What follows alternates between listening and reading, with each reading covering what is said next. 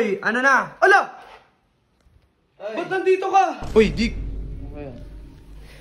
Parang napapansin ko, dahil in love na rin si Ciel, Hindi pa para madaliin yung mga bagay-bagay. Kung kami, hindi kami. Uy! Kasi kung ako magustuhan, hindi opportunity yun. Siyempre, ano ko yun, deserve niya ituring na prinsesa. Pag eto umabot to ng 20k reacts laban sa inyong dalawa ni Yel, tatanungin ko mismo si Yel kung may pag-asa sa kanya. So ayun, what's up mga Garno? Magandang umaga sa inyo. Nandito na naman tayo, no? Para gisingin yung mga tukmol dahil pupunta kami ngayon ng SM Cebu. Hoy, ano na? Ala! Ba't nandito ka? Dik naman. Bakit? Ano ba naman yun? Kaya aga-aga ikaw pa makikita ako. Wala, tumatambay lang ako dito. Uy, Dik. Okay.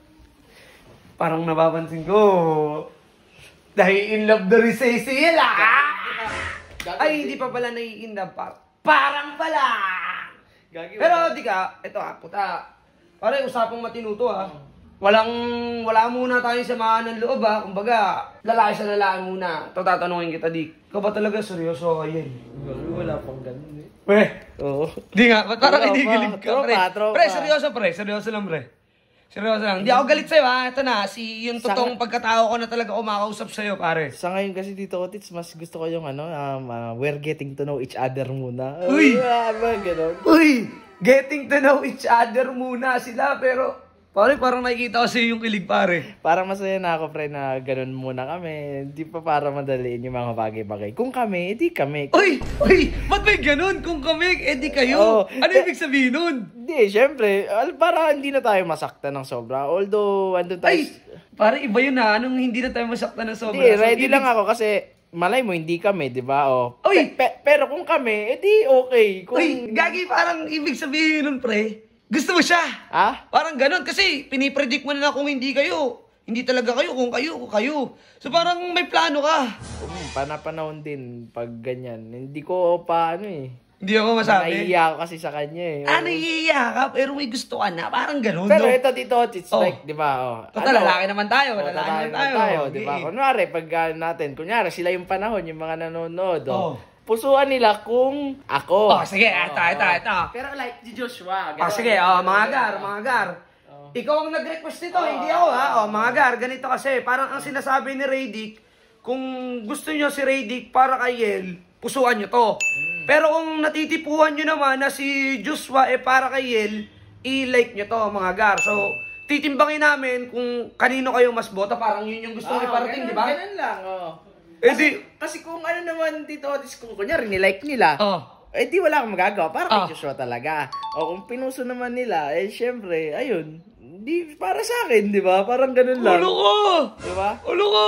Tsaka teka. Hindi naman dapat kami or yung mga viewers natin yung magdikta kung sino talaga yung para sa inyo. Kung para kay Yel talaga, di ba? Dapat siya yung tanungin natin talaga. Bala ka, tanungin mo. Ulo ko!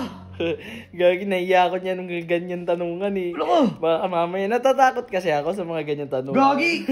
Gagi pre, seryoso lang pre pero may the best man win dapat sa inyo ni tawag dito ni Joshua, di ba? Kumbaga sa laro, sports lang. Tama, pero pre, good luck Sumisipa ka. Hindi ako boto sa'yo. Pero ang hurado nyo si Yel. Okay, totoo naman. Kung matipuan ka talaga ni Yel, bakit hindi, di ba? Diba? Kung si Joshua naman, maging masaya ka na lang, Baka mamaya, manarantado ka na naman. Hindi. Kasi kung ako magustuhan, hindi opportunity yun. Siyempre, ko yun. Deserve niya ituring na prinsesa. Pag akin siya, yun yung priority ko. Mabigat yun. Mabigat yung binitaw mong salita dun. Deserve ni Yel na ituring na prinsesa, mga gar.